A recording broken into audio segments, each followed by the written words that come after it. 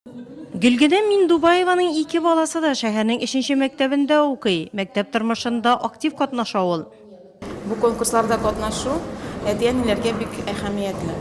Үз балаңны күбрәк беләсең. Аннан соң башка әти-әниләр белән дә күбрәк аралаша башлыйсың. Шәһәрнең 3нче мәктәбендә 649 укучы белем ала. Баланы шәхес буларак тәрбияләүдә гаилә һәм мәктәп бердәм булып эшли. Безнең укучыларыбызның ата-аналары һәр вакытта да төрле класстан тыш чараларда, класс сыйныф сәгатьләрендә мастер-класслар күрсәтәләр. Шулай ук безнең ата-аналар комитеты шулай ук аерым җыелып, шулай ук мастер-класслар күрсәтәләр.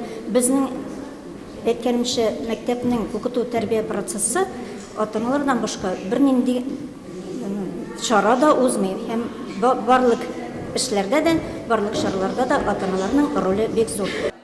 Район ата-аналар җыелышы шәхеснең уңышлы үсеш мәктәбе, иҗатташлык мәктәбе дип аталган тема нигезендә үтте. Шунда ук мастер-класслар күрсәтелде. Алар конфликтлар килеп чыкканда, аларны чишү юллары, әти-әниләргә юридик ярдәм күрсәтү, ЮХИДИ хезмәткәрләре катнашында балаларның куркынычсызлыгы буенча авырлыклардан чыгу мәктәбе һәм башкалар.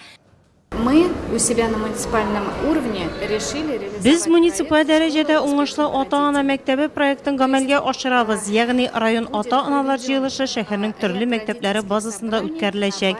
Безнең максат бу проектта катнашкан әти-әниләр, алар үз мәктәпләрендә укытучыларның ярдәмчеләре булсыннар. Беренче чиратта үз балаларының булышчылары булсыннар иде.